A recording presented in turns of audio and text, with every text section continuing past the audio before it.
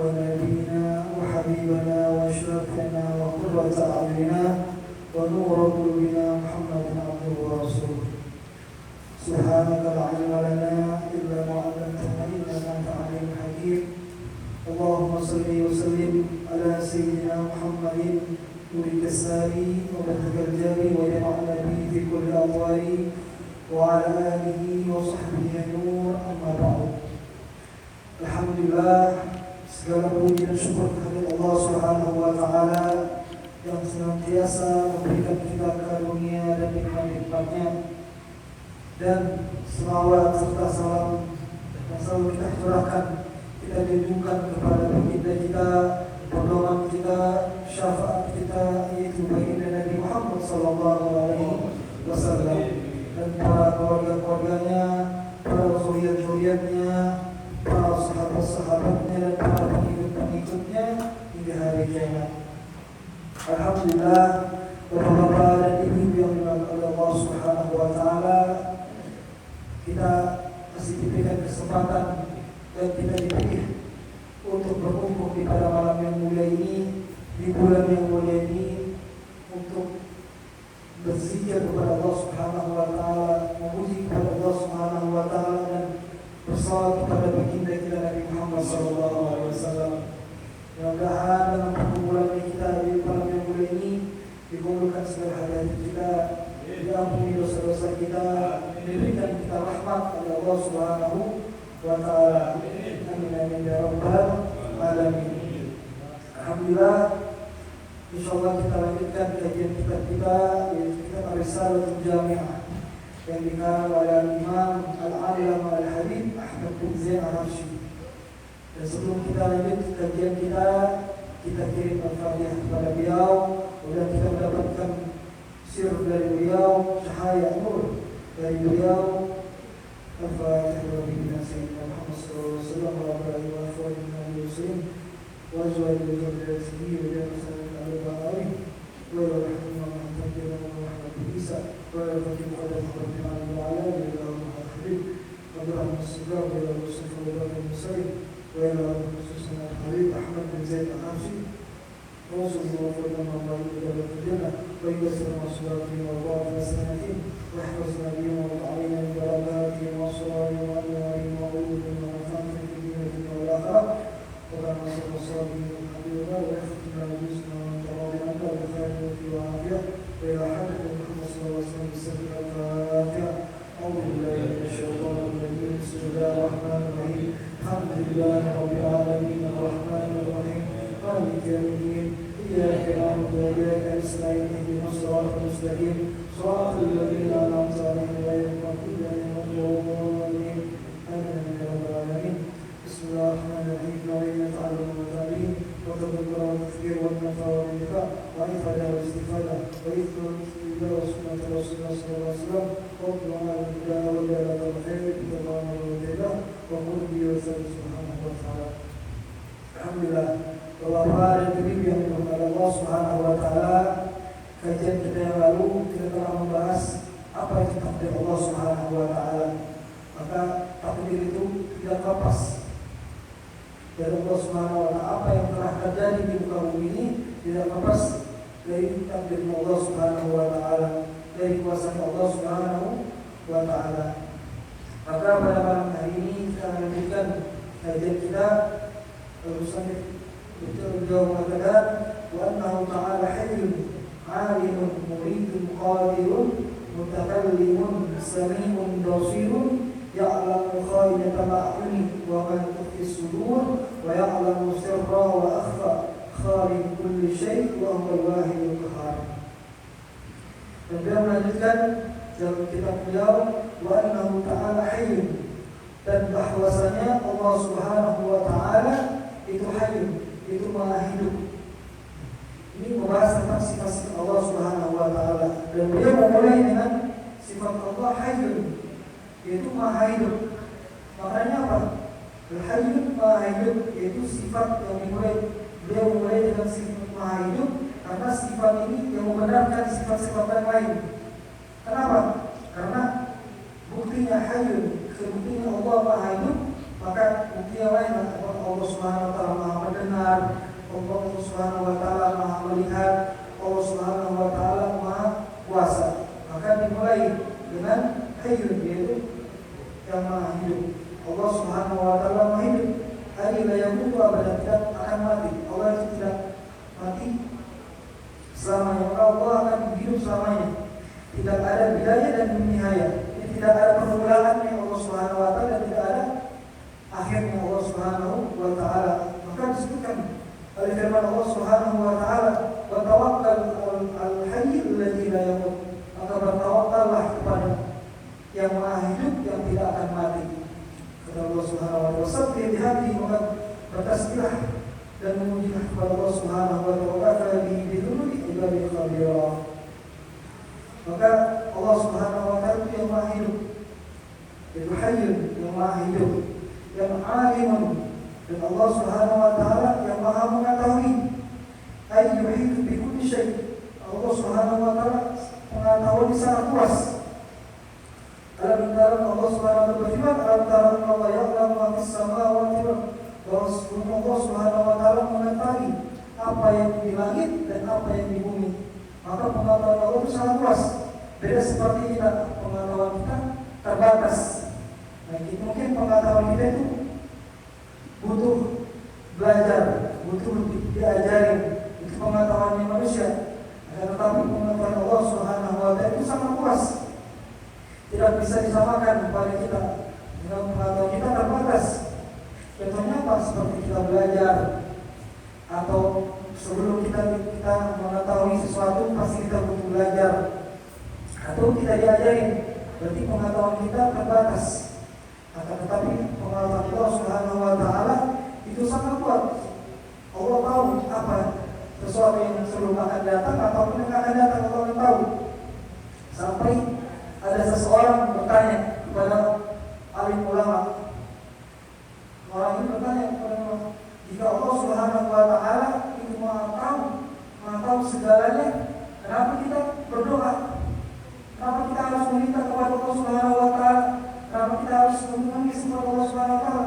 Katanya Allah Maha tahu. Allah Maha tahu apa kebutuhan kita. Allah tahu apa yang kita mau, apa yang Allah tahu, apa yang kita inginkan. Kenapa kita harus berdoa kepada Allah Subhanahu wa taala? Kenapa harus kita minta kepada Allah Subhanahu wa taala? Kenapa kita harus menangis kepada Allah Subhanahu wa taala? Padahal Allah Maha tahu apa yang kita butuhkan, apa yang kita perlu. Kata beliau, saya lama menjawab, dengan kita berdoa kepada Allah Subhanahu wa taala itu bukan karena cuma kita sekedar mengasih tahu apa yang kita inginkan, bukan cuma sekedar apa yang kita kasih tahu, apa yang kita mau, apa yang kita perlu. Akan tetapi dengan kita berdoa kepada Allah Subhanahu wa taala, itulah penghambaran kita, bukti penghambaran kita kepada Allah Subhanahu wa taala. Sebab Allah Subhanahu wa taala berfirman, "Wa ma khalaqtul jinna wal insa illa liya'budun." Allah Subhanahu wa taala berfirman, "Aku tidak menciptakan jin dan manusia kecuali liya'budun." Apa makna liya'budun? Liya'budun itu bukan sekedar kita beribadah kepada Allah Subhanahu wa taala, bukan cuma sekedar kita bersolat kepada Allah Subhanahu wa taala, akan tetapi kita menghamba kepada Allah Subhanahu wa taala. Sebagaimana kita menghamba Allah Subhanahu wa taala, kita menghamba, kita meminta, kita yang butuh Allah Subhanahu wa taala, bukan Allah yang butuh kita. Maka kita menghamba kepada Allah Subhanahu wa taala, kita yang perlu Allah Subhanahu wa taala. Walaupun kita tidak berdoa, walaupun kita tidak minta kepada Allah Subhanahu wa taala, Allah akan pasti kasih kita rezeki. Tanpa kita minta pun Allah pasti akan kasih rezeki kita. Allah sudah atur rezeki kita. Akan tetapi kita tetap berdoa kepada Allah, kita meminta kepada Allah Subhanahu wa taala. Itu bukti kita menghamba kepada Allah Subhanahu wa taala. Bukti bahwa kita yang perlu kepada Allah Subhanahu wa taala. Maka sudah disebutkan oleh para ulama, kenapa kita dianjurkan kita berdoa atau kita berzikir itu dijahirkan, dikeluarkan suara kita. Seperti berzikir la ilaha illallah disuarakan, bukan kita dianjurkan berzikir dalam hati atau kita berdoa di dalam hati. Padahal bisa saja boleh-boleh kita berzikir atau berdoa dalam hati. Tetapi kita lebih dianjurkan untuk mengeluarkan suara kita. Supaya apa? Agar apa? Supaya kita lebih khusyuk, supaya pikiran kita, jiwa kita itu lebih fokus untuk meminta kepada Allah Subhanahu wa taala, lebih fokus untuk memuji kepada Allah Subhanahu wa taala dengan kita keluarkan suara kita, itu lebih fokus, lebih khusyuk daripada kita berzikir dalam hati atau kita berdoa dalam hati. Maka alimun, Allah yang Maha mengetahui segala sesuatu. Kemudian muridun qadirun, muridun yaitu Allah yang Maha berkehendak segala sesuatu. Allah muridun wa qadirun, itu Allah yang Maha mampu, qudrah. Itu Allah yang Maha qudrah, ia sifat bertasah di dzatihi ayat wa kullu mungkin. Allah Maha mampu segala sesuatu. Dan Allah Subhanahu wa taala mampu, Maha kuasa. Mutakallimun, dan Allah Subhanahu wa taala itu Maha berbicara. Apa artinya mutakallimun? Allah Maha berbicara, yaitu Allah lah yang Maha memerintahkan dan melarang. Jadi berbicara Allah Subhanahu wa taala beda seperti berbicara kita. Berbicara Allah Subhanahu wa taala itu wala saut wala harf, tidak ada suara dan tidak ada huruf. Terus bagaimana? Seperti dalil-dalil Allah, hadis kita disebutnya Allah Subhanahu wa taala, seperti kalamnya Allah Subhanahu wa taala Al-Qur'an. Kenapa ada tulisan? Kenapa? Karena Al-Qur'an itu diturunkan pada Nabi Muhammad SAW, dan Nabi Muhammad berasal dari Arab, maka Al-Qur'an ada dalam bahasa Arab. Itu karena Al-Qur'an berbahasa Arab, itu bukan kalam Allah Subhanahu wa taala, akan tetapi dengan tulisan yang kami turunkan oleh Nabi Muhammad SAW. Dan bahasa Arab itu sangat mudah. Kenapa sangat mudah? Kenapa Allah mengizinkan bahasa Arab? Karena sangat mudah. Dan mengapa? Seperti tidak kita bersama-sama membaca Al-Quran, membaca surat Yasin. Mungkin sebagian kita tidak ada yang hafal surat Yasin, akan tapi dengan sering kita membaca Yasin, hafal sendiri. Dengan mudahnya kita hafal dengan surat Yasin itu. Maka itulah bukti bahwa bahasa itu mudah. Maka Allah Subhanahu wa taala memilih dengan bahasa Arab. Untuk ilmu Allah yang Maha berbicara. Kemudian Sami'un Basirun, Allah Subhanahu wa taala yang Maha mendengar dan Maha melihat. Allah Subhanahu wa taala yang Maha mendengar, Maha melihat. Pendengaran Allah Subhanahu wa taala dan pendengaran Allah Subhanahu wa taala seperti kita. Jangan ditanya bagaimana apakah Allah Subhanahu wa taala mendengar dengan telinga atau dengan melihat dengan mata. Beda. Allah Subhanahu wa taala tidak terbatas, tidak ada terbatas pendengaran dan penglihatannya. Jadi seperti kita, mungkin pendengaran kita terbatas. Mungkin ada yang jaraknya 1 meter masih dengar, ada yang jaraknya cuma dekat aja tidak dengar. Jadi terbatas pendengaran kita. Dan juga sama itu penglihatan. Mungkin penglihatan kita ada yang terbatas, ada yang mungkin bisa dari jauh atau dari dekat. Jadi terbatas penglihatan kita. Maka Allah Subhanahu wa taala pendengar dan Maha melihat. Sami'un alim. Bahwa bahkan sampai dikatakan Allah yasma'u dadibun naml. Jadi jejak kaki semut di atas batu yang besar dan dalam kegelapan. Allah Subhanahu wa taala mendengar jejak semut itu. Sami'un basir, Allah juga melihat dengan semut dalam kegelapan itu. Maka diceritakan, ada cerita bahwa ada santri baru masuk pondok sama guru, disayang sama gurunya, santri baru ini. Dan kemudian yang santri lama ini cemburu, karena udah lama merasa cemburu. Maka dia datang kepada gurunya, wahai guru, kenapa engkau terlalu sayang kepada santri baru ini? Padahal dia baru, masih mungkin ilmunya masih sedikit. Kenapa engkau lebih sayang daripada seorang santri itu? Maka seorang santri ini merasa hebat, merasa lebih pintar karena dia sudah lama belajarnya. Maka dia ingin diuji apa perbedaannya sama santri baru ini.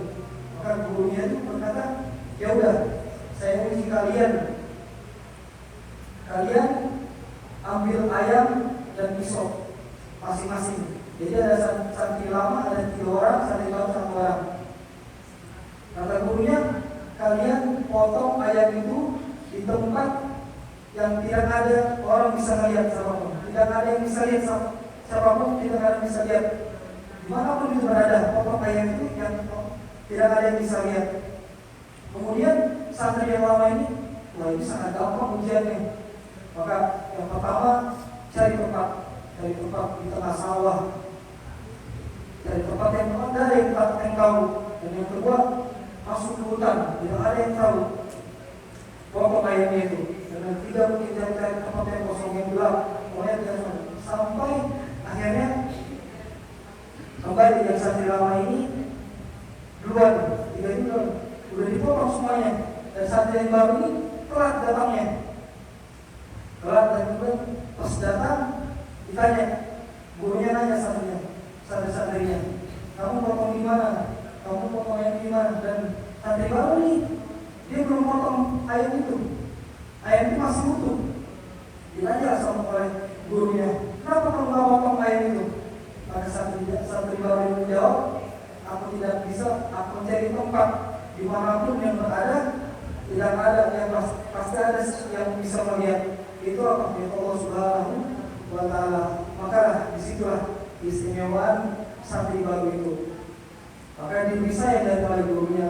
Maka itu Allah Subhanahu wa Ta'ala melihat, Maha melihat dimanapun kita berada. Allah melihat kita. Maka adalah makom namanya makom ihsan. Illa takun taraf al-mujarab al-muraqabah. Maka al-muraqabah ini orang-orang para wali. Allah Subhanahu wa Ta'ala, dia merasa walaupun dia tahu, walaupun engkau tidak melihatnya, maka dia melihat Allah Subhanahu wa Ta'ala melihat dia. Ini maka sampai Rasulullah SAW bersabda, ittaqillah haitsu ma kunta, maka bertakwalah kepada Allah Subhanahu wa Ta'ala dimanapun kalian berada. Sami'un basir, bahwa Allah Subhanahu wa Ta'ala yang Maha mendengar dan Maha melihat. Ya Allah filatul a'yun, bahwa Allah Subhanahu wa Ta'ala mengetahui khanatul a'yun. Apa khanatul a'yun? Yaitu pandangan-pandangan yang khianat. Apa makna pandangan yang khianat? Yaitu nadharatul nas bihtiqar. Ini melihat seseorang dengan merendahkan seseorang itu. Jadi pengkhianatan, pandangan orang seseorang, melihat seseorang itu dengan pengkhianatan, tidak suka atau benci. Nah itu khanatul a'yun, ini pengkhianatan. Nah itu Allah Subhanahu wa Ta'ala tahu dengan orang-orang yang khanatul a'yun. Wa ma tukhfi sudur, dan wa ma tukhfi sudur, yang disembunyikan dalam hati kita. Apa wa ma tukhfi sudur? Yaitu yuhaddithu bil insani nafsuhu wa la yukhbiru bihi ghayruhu, yaitu sesuatu yang dibicarakan kepada semua orang itu dan disembunyikan dalam dirinya. Itu wa ma tukhfi sudur, yang rahasia yang dipendam dalam dirinya. Itu Allah Subhanahu wa Ta'ala tahu, maka wajib kita imani wa ma tukhfi sudur. Wa ya'lamu sirra wa akhfa, Allah Subhanahu wa Ta'ala mengetahui rahasia-rahasia seseorang hamba itu. Rahasia, jadi sesuatu ada rahasia dalam dirinya, itu Allah Subhanahu wa Ta'ala wa akhfa. Itu apa akhfa? Yaitu yang tergelitik dalam hati kita atau yang tergelitik dalam pikiran kita, itu Allah Subhanahu wa Ta'ala tahu. Wa ma yasbiqu Allah azza wa jalla bi qalbihi ba'da muddat tawilah wa alladhi shahida ihata kulli bi kulli shay'. Itu Allah Subhanahu wa Ta'ala tahu apa yang dirahasiakan seseorang dan apa yang terlintas dalam pikiran atau hatinya.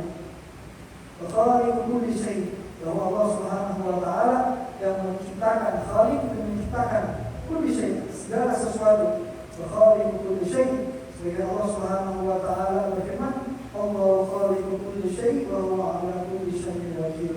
Allah Subhanahu wa Ta'ala yang menciptakan segala sesuatu. Wa huwa al-wahidul qahhar, Allah Subhanahu wa Ta'ala al-wahid ay fi dzatihi wa sifatihi wa af'alihi. Allah Subhanahu wa Ta'ala itu esa dan maha esa dan maha tunggal dalam zatnya, dalam sifatnya, dan dalam perbuatannya. Allah Subhanahu wa Ta'ala berfirman, annama ilahukum ilahun wahid, bahwa Allah Subhanahu wa Ta'ala Tuhan kalian itu yang maha tunggal, yang maha esa. Al-Qahhar, Al-Qahhar yaitu yang maha kuasa. Al-Qahhar maksudnya muslim al-jannah khalqi an-nafis ihim hikmah wa sultanul qahhar. Allah Subhanahu wa taala yang Maha Kuasa segalanya. Allah Subhanahu wa taala yang Maha Kuasa. Maka dari yang kita pelajari sifat Allah Subhanahu wa taala ini yang kita wajib kita beriman, yang wajib kita imani, karena keimanan itu sesuatu yang baik, hakikat iman sesuatu yang baik. Maka Nabi Muhammad SAW tidak boleh ditiru wajahnya beliau, tidak ada fotonya beliau. Karena apa? Karena keimanan kita, walaupun kita tidak pernah lihat Nabi Muhammad SAW, tidak pernah lihat Allah Subhanahu wa taala, dan kita tetap iman. Itulah maknanya iman itu sesuatu yang baik. Kalau kita bisa ketemu seseorang, tapi tidak bisa percaya pada seseorang itu tidak disebut iman. Tetapi keimanan itu sesuatu yang baik. Maka kita diwajibkan dalam diri ini untuk beriman kepada Allah Subhanahu wa taala yang telah kita pelajari di bawah Allah Subhanahu wa taala yang menciptakan langit, yang menciptakan kesehatan, yang memberikan kita rezeki.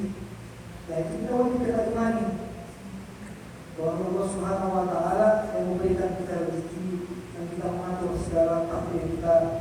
Mungkin dari sekian dari kita ini, insyaallah kita akan lanjutkan dalam kajian berikutnya tentang wa innahu ta'ala wa ala sayyidina Muhammad wa Allah Subhanahu wa ta'ala yang mengutus Nabi Muhammad SAW.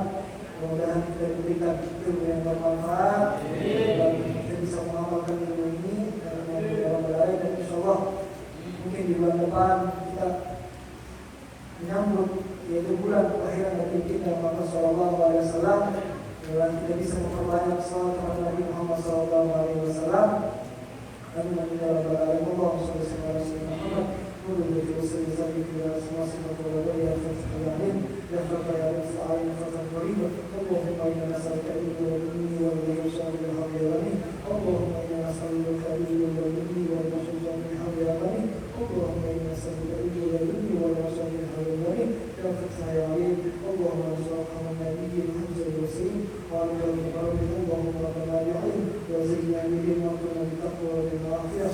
Allahumma arzuqna al-afiyah wa rizqan وعلى تقبله وصلى الله على سيدنا محمد سبحانه وتعالى وعزيز عن نسبه وصلى الله الحمد لله رب العالمين. Sekian dari saya, mohon maaf. Wabillahi taufiq wal hidayah. Wassalamu alaikum